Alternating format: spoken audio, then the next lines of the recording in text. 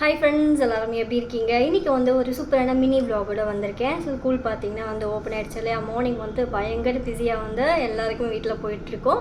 So இன்றைக்கி சூப்பரான ஒரு 2 ரெசிபி ஷேர் பண்ண போகிறேன். அதுவும் ஒரு இன்க்ரீடியன்ஸ் வச்சு ரொம்ப ஹெல்த்தியாகவும் இருக்கும். அண்ட் வந்து காரமாக சாப்பிட்றவங்களுக்கு நம்ம அப்படி பண்ணலாம், ஸ்வீட்டாக சாப்பிட்றவங்களுக்கு இப்படி பண்ணலாம். அது என்னவா அப்படி இப்படின்னு கேட்குறீங்களா? ரெடி பண்ணலாம் வாங்க.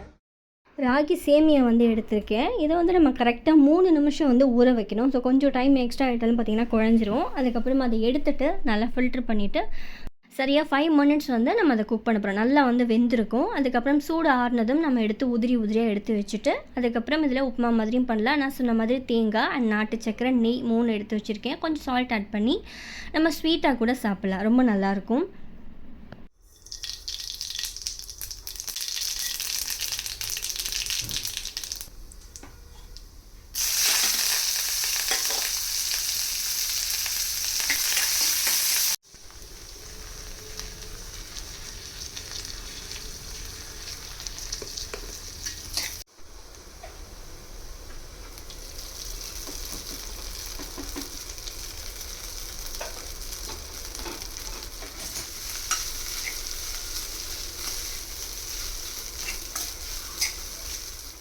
உப்புமா காரம் அப்படி இப்படின்னு சொல்லிட்டு அதில் நான் பச்சை மிளகாய் வந்து போட மறந்துட்டேன். ஸோ காரத்துக்கு ஏற்ற மாதிரி கொஞ்சம் பச்சை மிளகாய் ஆட் பண்ணிக்கலாம். நெக்ஸ்ட் நம்ம ஸ்வீட் வந்து பார்க்கலாமா?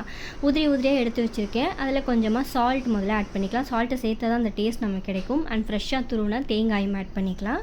அண்ட் நெய்யும் சேர்த்துட்டு ஈவனாக மிக்ஸ் பண்ணி சாப்பிட்டோம் அப்படின்னா சூப்பராக இருக்கும். ஸோ எத்தனை பேருக்கு அந்த ரெசிபி பிடிக்கும்னு சொல்லிட்டு எனக்கு மறக்காமல் கமெண்ட்ஸில் சொல்லுங்கள். என்னோடய ஃபேவரட் ரெசிப்பியில் இதுவும் ஒன்று. ஸோ ஸ்வீட் மட்டும் வேணுன்ற அளவுக்கு பார்த்து நம்ம ஆட் பண்ணிக்கலாம்.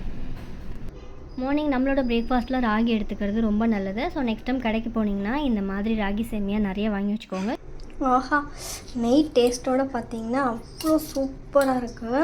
ஸோ ஸ்வீட் பிடிக்குன்றவங்களுக்கு எந்த மாதிரி ரெடி பண்ணி கொடுக்கலாம். ரொம்ப டேஸ்ட்டாக இருக்கும். ரொம்ப ஹெல்த்தியும் கூட. அண்ட் மிஸ் பண்ணாமல் நெய்யும் நாட்டு சர்க்கரையும் சேர்த்துக்கோங்க. நான் வந்து ஃப்ளிப்கார்ட்டில் கொஞ்சம் பல்கா க்ராசரிஸ் ஆர்டர் போட்டிருந்தேன். அண்ட் அப்போ வந்து ஃப்ரீ ட்ரையலாக பார்த்தீங்கன்னா எனக்கு இந்த வேஸ்லினோட இந்த சீரம் வந்து எனக்கு வந்துச்சு.